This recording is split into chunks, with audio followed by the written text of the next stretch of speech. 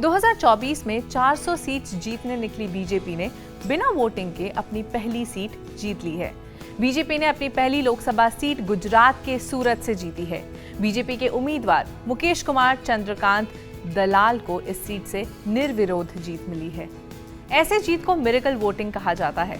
वैसे इंडिया में miracle voting का ये पहला केस नहीं है। बीजेपी को इससे भले ही लोकसभा में पहली बार जीत मिली हो, आजादी से लेकर अब तक कई इलेक्शंस में ऐसे वोटिंग होते आए हैं। ऐसे में स्टोरी में इसी मिरेकल वोटिंग और इसकी हिस्ट्री के बारे में बात करेंगे। आपको ये भी बताएंगे कि कैसे हाल ही में एक असेंबली इलेक्शन में बीजेपी ने बिना वोटिंग के 10 सीट्स जीत ली। हेलो, मैं हूँ सिमरन और ऐसे ही स्टोरीज के लिए आप स्विच को फेसबुक, यूट्यूब और इंस्टाग्राम पर फॉलो और सब्सक्राइब जरूर कर लीजिएगा। सूरत लोकसभा कॉन्स्टिट्यूएंसी से 8 कैंडिडेट्स ने अपनी नॉमिनेशन वापस ले ली। इसमें बीएसपी के प्यारेलाल भारती भी शामिल है और कांग्रेस के 2 कैंडिडेट्स की नॉमिनेशन को निर्वाचन अधिकारी ने रद्द कर दिया। कुछ इसी तरह बीजेपी के मुकेश दलाल अनअपोज्ड तरीके से सूरत की सीट से जीत गए। निर्विरोध ये शब्द अपने आप में ही सेल्फ एक्सप्लेनेटरी है। अगर किसी कैंडिडेट का विरोध ना किया जाए या उसके खिलाफ कोई भी प्रत्याशी ना हो तो उस कैंडिडेट को ही विजेता माना जाता है। पर क्या ऐसा पहली बार हुआ है? नहीं, ऐसा पहली बार नहीं हुआ है कि मुकेश दलाल लोकसभा के लिए निर्विरोध चुने जाने वाले पहले सांसद हैं।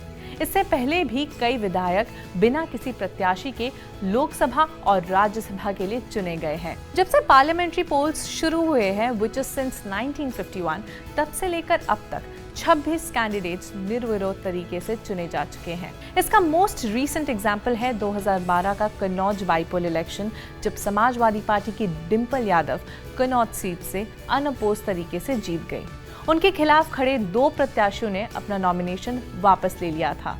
आपको बता दें, अखिलेश यादव जब यूपी के चीफ मिनिस्टर बने तो ये सीट खाली हो गई थी, जिसके बाद उनकी पत्नी डिंपल यादव को निर्विरोध तरीके से कन्नौज सीट से जीत मिल गई। इससे पहले इन 1989 नेशनल कॉन्फ्रेंस के मोहम्मद शफी भट्ट श्रीनगर लोकसभा सीट से निर्विरोध तरीके से जीते थे। 1980 में नेशनल कॉन्फ्रेंस लीडर और जम्मू कश्मीर के former chief minister Farooq Abdullah Srinagar seat से अनकंटेस्टेड जीत गए थे। 1957 के चुनाव में सबसे ज्यादा कैंडिडेट्स को निर्विरोध तरीके से जीत मिली थी। उसमें 7 कैंडिडेट्स थे, 3 from Andhra Pradesh, 1 each from Assam, Madhya Pradesh, Tamil Nadu and Karnataka one this elections unopposed, और ये सभी कैंडिडेट्स कांग्रेस के थे। 1951 में जब देश का पहला लोकसभा चुनाव हुआ था, तब कांग्रेस के 5 कैंडिडेट्स निर्विरोध तरीके से जीत गए थे। इन 5 नेताओं के नाम हैं Anand Chand from Bilaspur, T A. Ramalingam Chettiar from Coimbatore, major general H S. Hema Singh ji from Halar, T. Sangana from Phulbani and Krishnacharya Joshi from Yadgir. Mukesh Dalal Bhajpa के पहले प्रत्याशी हैं जिन्होंने निर्विरोध तरीके से चुनाव जीता है। हालांकि पॉलिटिकल एक्सपर्ट्स का मानना है कि किसी भी कैंडिडेट का निर्विरोध तरीके से जीतना डेमोक्रेसी के लिए एक अच्छा संकेत नहीं है। कांग्रेस के 2 कैंडिडेट्स का नामांकन रद्द हो जाने के बाद कांग्रेस ने भाजपा पर अटैक किया और कहा कि वो हाई कोर्ट को अप्रोच करेंगे। सूरत में चुनाव 7 मई को होने वाले थे, लेकिन 2 हफ्ते पहले ही मुकेश दलाल को सूरत सीट से जीत मिल गई। आपको बता दें, भले ही लोकसभा चुनाव में बीजेपी ने पहली बार निर्विरोध तरीके से जीत हासिल की है, लेकिन हाल ही में अरुणाचल प्रदेश में हुए असेंबली इलेक्शंस में बीजेपी के 10 कैंडिडेट्स इसी मिरेकल वोटिंग के जरिए जीत गए। 60 सीटों वाले अरुणाचल प्रदेश में बीजेपी को 10 सीटों से निर्विरोध तरीके से जीत मिली।